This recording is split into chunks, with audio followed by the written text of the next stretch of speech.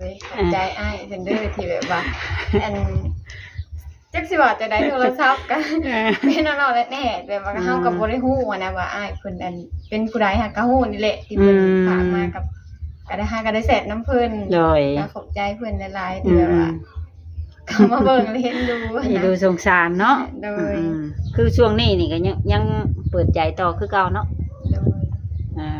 อันที่จริงเจ้าก็มีคือกันคลิปแบบคือเราลงน่ะแม่นแต่เฮาก็บ่ไ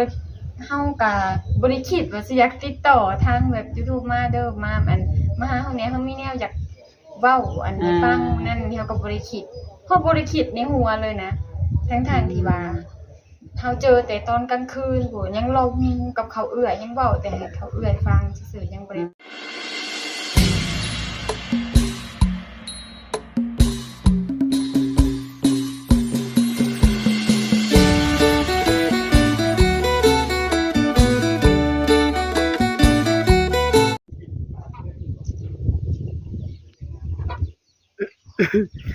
กับสบายดีและสวัสดีเด้อพ่อแม่พี่น้อง FC เบิร์ดสุขุสุขคน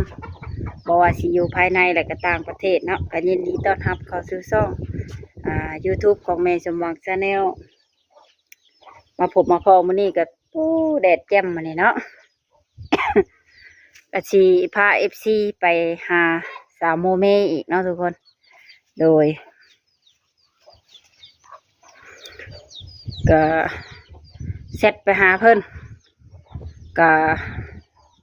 บางทีก็ตอบบางทีก็บ่ตอบเนาะทุกคนวันนี้ก็สิได้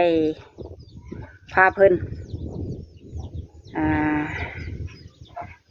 ไปซ่อมโทรศัพท์เนาะหรือว่าบางทีก็สิเอาเงินให้เพิ่นไปซ่อมเองทุกคนเนื่องจากว่ามี FC หรือว่าผู้ใหญ่ใจดีเพิ่นฝากเงินมาทางส่องไม่สมหวังเนาะให้พาสาวมีไปสอมโทรศัพท์เพราะว่าติดต่อเนี่ยติดต่อบ่ได้เนาะเพิ่นก็มีความมีดูสงสารมีบาปมีตนมื้อนี้ก็ไม่สมหวังก็สิไปตามคำขอของเพิ่นโดยแต่ก่อนอื่นก็ฝากกดไลค์กดแชร์กดติดตามให้ช่องไม่สมหวัง Channel นี่เด้อทุกคนเด้อโดยและที่สำคัญเนาะก็ต้องกราบขอบคุณผู้ใหญ่ใจดีเนาะหรือว่าเพิ่นผู้ใจดีเนาะที่ฝากเงินมาให้สาวโมเมเพิ่นไปซ่อมโทรศัพท์เนาะทุกคนก็ต้องกราบขอบคุณเพิ่นหลายๆที่ไว้วางใจทั้งสองแม่สมหวังให้เป็นสะพานให้เนาะก็ขออวยชัยให้พรเพิ่นจงอยู่ดีมีแห้งสุขภาพเข้มแข็งอายุมั่นขวัญยืนความเจ็บบ่ให้ได้ความไข้บ่ให้มีค่ากายง่ายมืออย่างกะขอให้ร่ำให้รวยเนาะเงินไหลนองทองไหลมาเฮงรวยคิดอย่างกะขอให้ได้สมดังปรารถนาเด้อเนาะ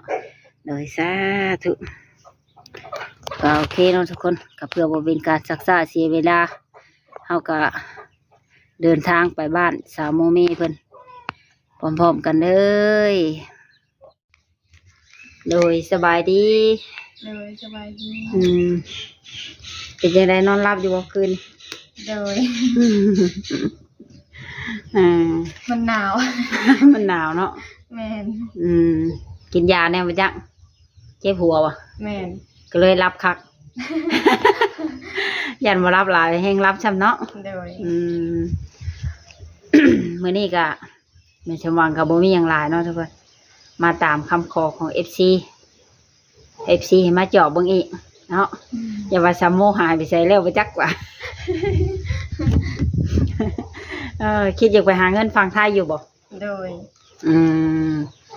นี่ระบบสบัดสปอร์ตสเปนค่ะ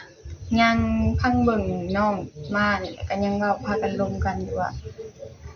แต่เพิ่นไปก็ยังบ่ทันได้ฮู้ซะเนาะเพิ่นไปเฮ็ดบัตรเพิ่นเคยเฮ็ดแล้วนะเพิ่นตอนเพิ่นไปเฮ็ดแล้วเขาก็เลยคนเอาบัตรเก่าให้เพิ่นของน้อง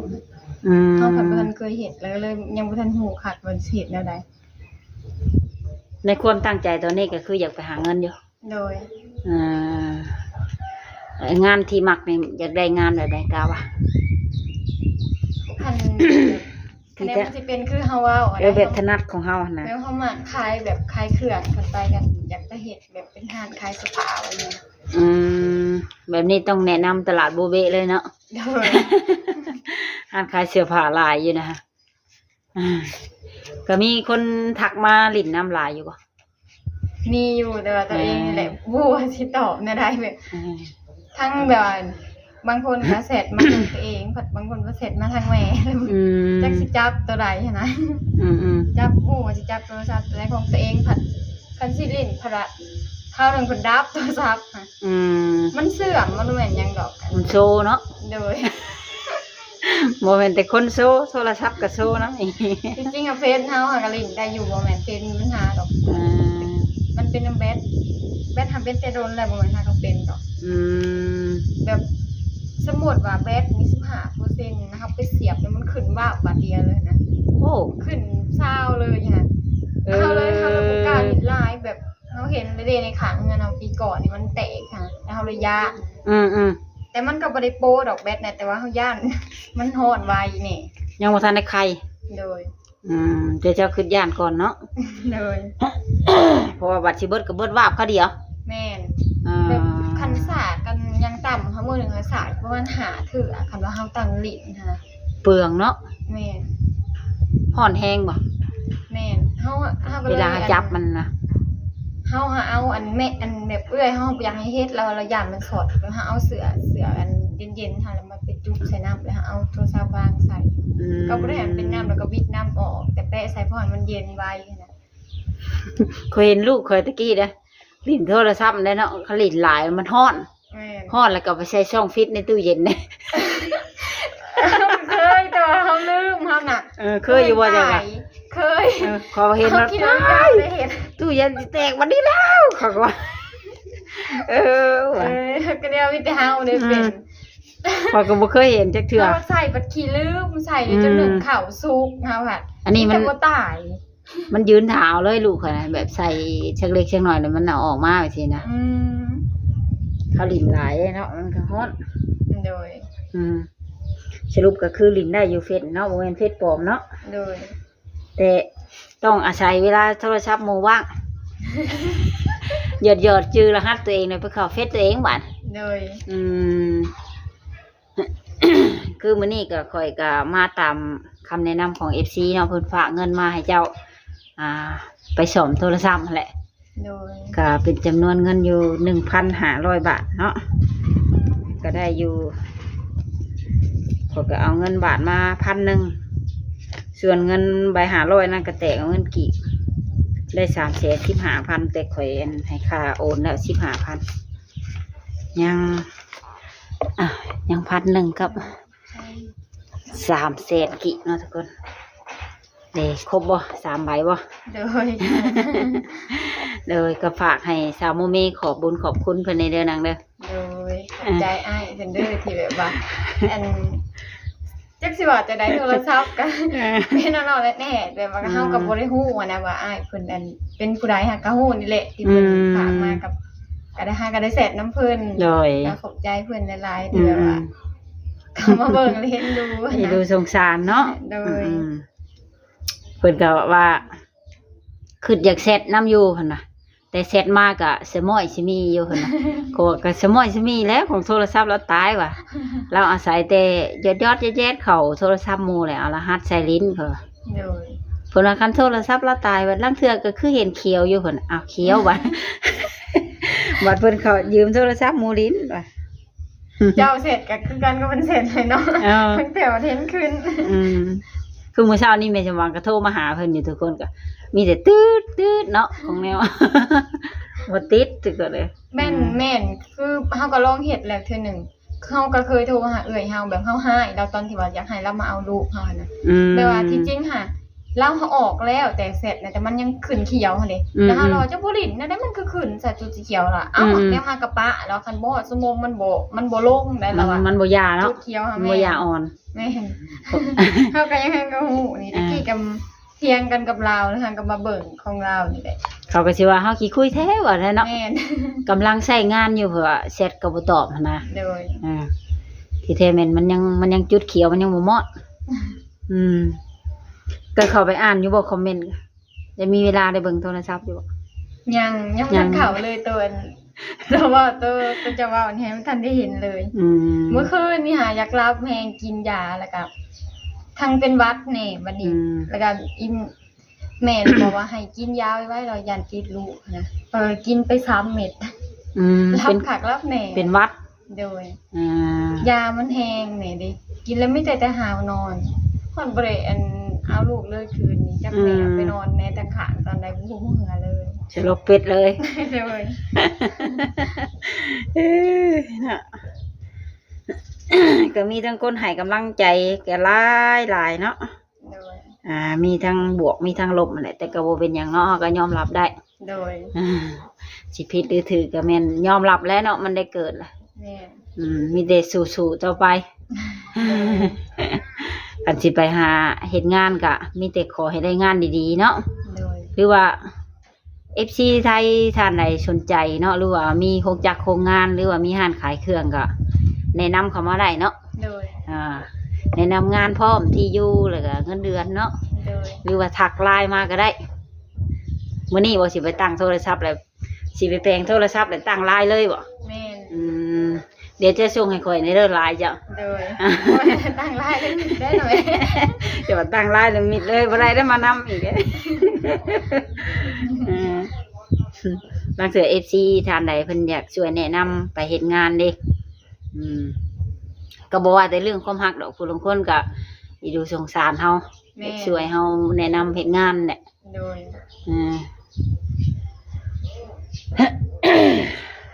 มื้อนี้ก็อากาศก็ร้อนมื้อนี้เนาะมาบ้านนี่มันหนาวถ้าเขาเบิ่งก็คือสิเว้าเนาะบ้านมันก็เป็นจังซี่แบบเปลี่ยนไปเปลี่ยนมามันลมบ่แห้งแบบมาถ่ายคลิปนะจุ๊บก็จะได้ยินเสียงบัดมือนึงก็ร้อนอันนี้ดอกนะคือมื้อนี้อยากชะงัดแน่เนาะนั่นแหละจะจังเป็นไข้มันเปลี่ยนไปเปลี่ยนมาแม่นเฮาสิเว้าแล้วก็เฮากลัวลูกเฮานี่ลูกเฮาบ่ได้ค่อยแพ้ได้แบบคือคนเป็นหวัดเบิดเฮือนนี่ยังพากันอุ้มลูกเฮาเพิ่นยังบ่ติดก็คือสิแม่นภูมิต้านทานมันคือเสียนั่นคือสิดีกว่าเฮาว่าเฮาเพิ่นน้อยเดียวนึงค่ะอากาศเปลี่ยนแล้วเป็นจามปีให้กลัวเพิ่นอีกเพิ่นติโดยผู้ใหญ่แฮงแซงก่อนเพิ่นมีงานบ่อยู่เปิดตู้ตึมๆเนี่ยแม่นอยู่ทางใกล้ๆกับค่ายกันทหารเพิ่น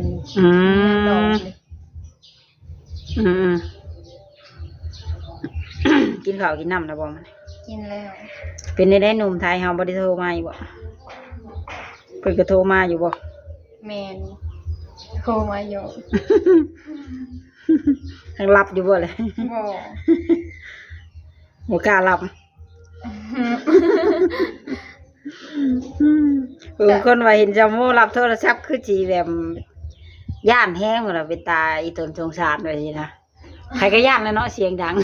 โดยย่านอยู่ว่าเจ้าคนว่าดังคันเป็น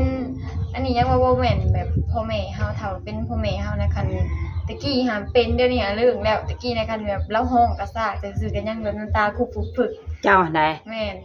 แบบบ่แม่นว่าตกใจดอกแบบว่ามันเหลือใจแต่ว่าเว้านำดีๆแล้วก็ห้องใส่ขนา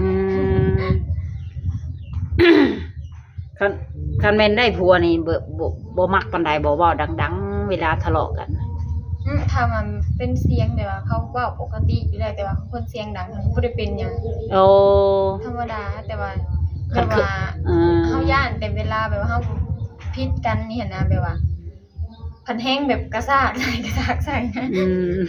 แต่เขาเว้าซำนี้เขายังว่าเขาเสียงดังได้คนทางนะเขาว่าเขาเสียงดังบ่ได้ว่าบ่ได้ดังแม่นเขาว่าเขาเสียงขอเลยแต่ผู้ฟังว่าคือเขาหายน้ำเสียงเฮานี่ก็ว่าธรรมดาว่า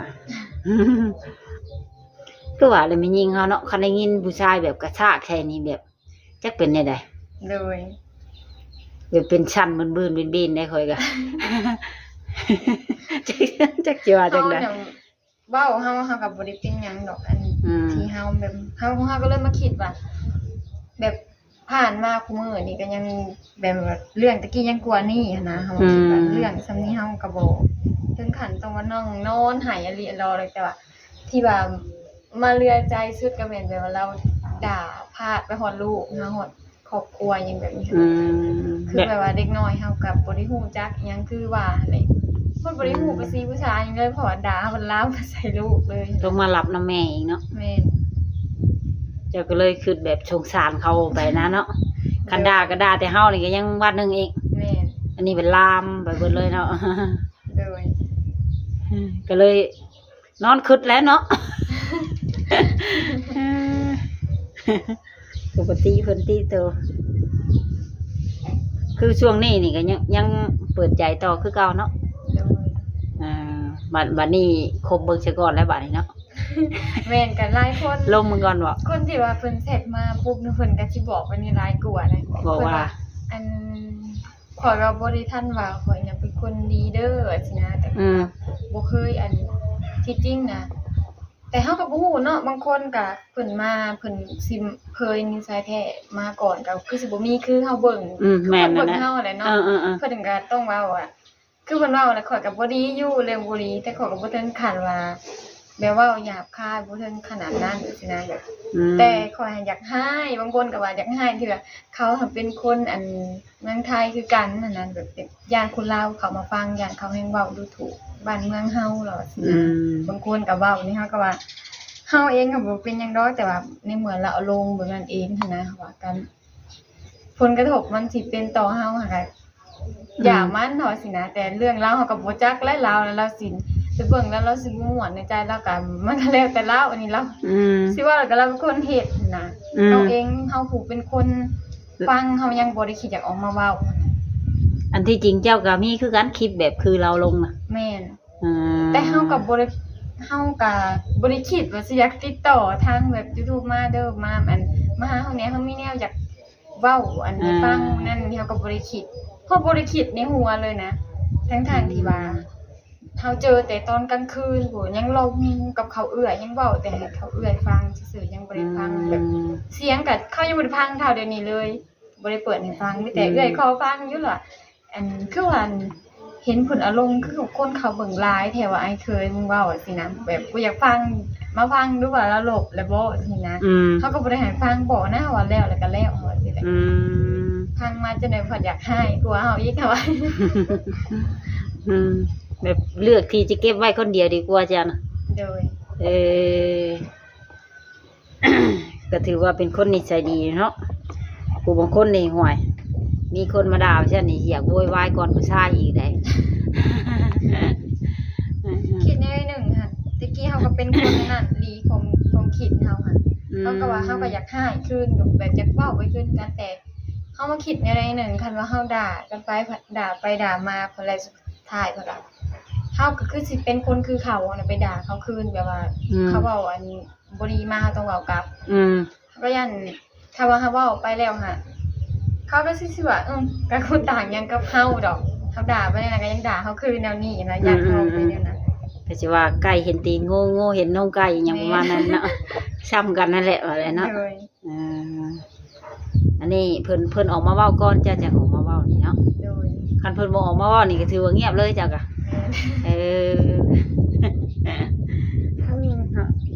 ก็ถือว่าเป็นคนเก็บอารมณ์ได้เลยจ้ะนี่เนาะ เฮาหาคันอลีอโลหัวจังแบบ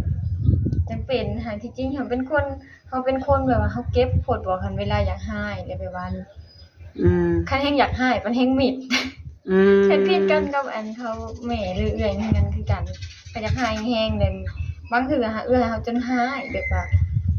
เครียดเพราะว่าไปบ่ปากน้ำพายบ่ปากเบิดเฮือนเลยน่ะเป็นคนดีเฮาพันแนวบ่ดีค่ะบ่ดีแบบนี้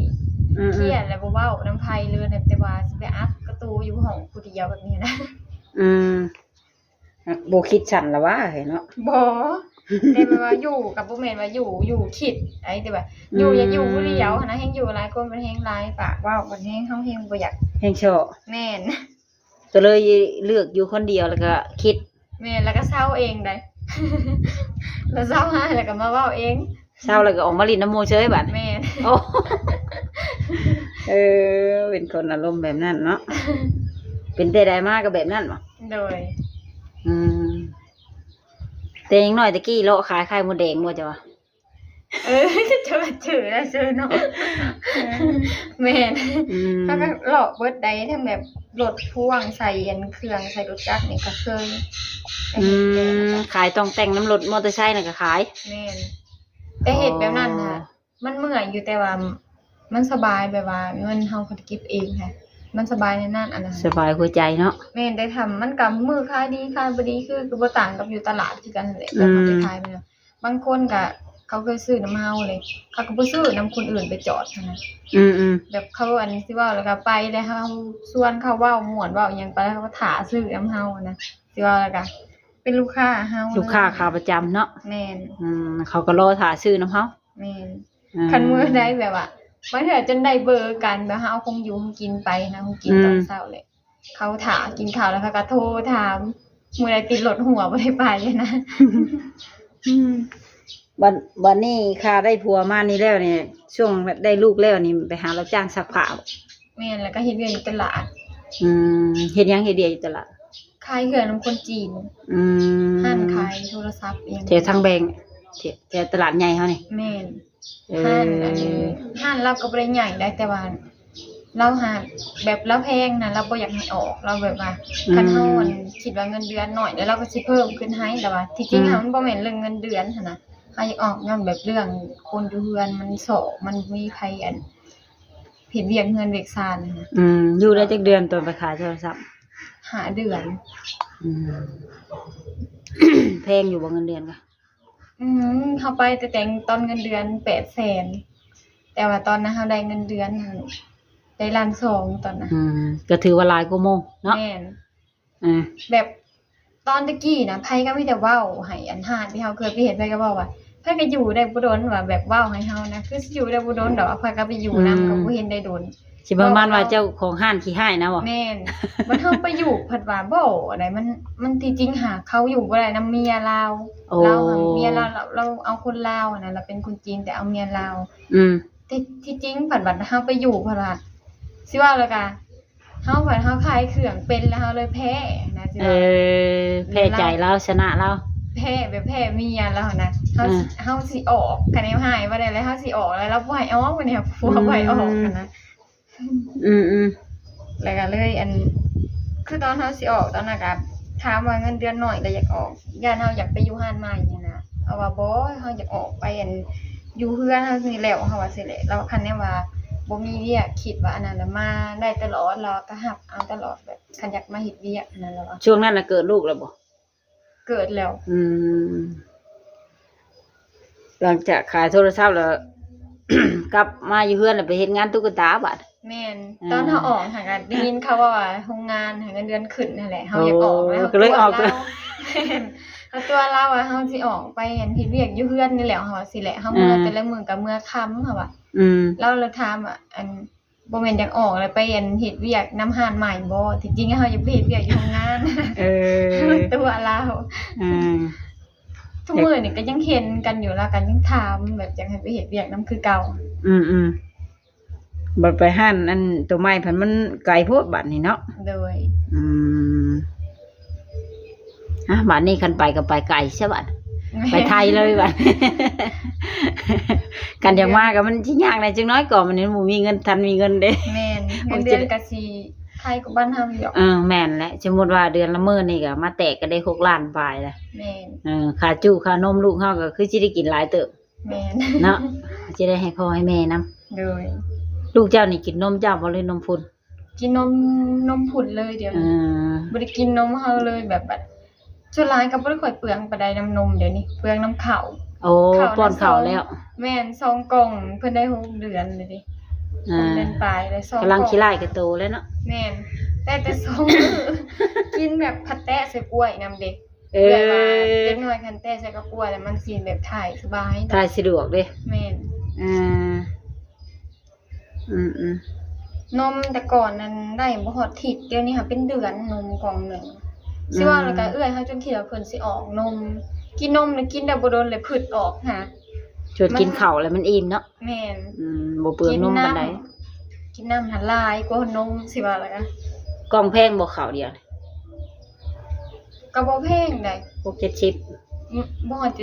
65 แม่นอยู่เคยเห็นป้ายมัน65แม่นซื้อได้เถื่อก็มีแต่เทื่อละ2กล่อง2กล่อง อืมก็โอเคใช่เนาะร่มกันมานี่ก็โดนเติบได้ โดย ไอ้สามโมงเพิ่นไป ชาว พั บ้าก น ผ่ นั่ อง นก่ เว้า อน กันสองคน เอ้ยมายามใดก็ร่มกันเนาะแม่ออมแอมเดี๋ยวมาเรื่อยแล้วก็จนรู้สึกผูกพันเนาะ โดย คือแบบลื่นกันมาแต่โดนคือว่าเลยจะผู้ลางคนก็ว่าเฮาสร้างภาพได้เนี่ยสร้างคอนเทนต์ขึ้นมาแล้วก็เฮ็ดนั่นนี่มาเลยผู้ลางคนก็เอ้ยก็คือว่าอะไรเนาะเฮาห้ามเขาบ่ได้ในความคิดของเขา แม่น สิห้ามให้คนมาคิดคือเฮาเบิดนี่ก็บ่มี แม่นเลย อืม บ่ฮู้ใจเพิ่นใจโตคือว่าแหละบางเทื่อเขาเบิ่งปะเขาพะแนมไปอีกแบบนึง ห้ามเขาบ่ได้แต่ลิ้นเฮาอยู่ปากเฮายังครบ แม่ ลิ้นตัวเองเนี่ยยังครบเลือดแตก ก็ไว้พอกันใหม่อีกเทื่อหน้าเนาะ โดย เลยสบายดี สบายดี ก็เป็นจังไดเนาะทุกคนหลังจากที่ได้ได้ลงกับสาวโมมีเพิ่นแล้วเนาะตอนนี้ก็ถือว่าเสร็จไปภารกิจของแม่สมหวังในการเป็นสะพานให้เนาะเลยก็ได้ฮอดมือฮอดเพิ่นเป็นทีเรียบร้อยก็สำหรับคลิปนี้ก็ทางว่าภาพใดเนื้อหาใดคำบอกคำจาใดเนาะมันบ่สุภาพแม่สมหวังก็ต้องกราบขอโทษขออภัยหลายๆเด้อทุกคนเด้อโดย เอาเป็นไอคันคอก็โอเคสำหรับคลิปนี้ก็สิได้ขอโจบคลิปไปเพียงเท่านี้ก่อนเด้อทุกคนเด้อไว้พบกันใหม่ในคลิปหน้าเนาะสำหรับคลิปนี้ก็สิได้กล่าวคำว่าสบายดีบ๊ายบาย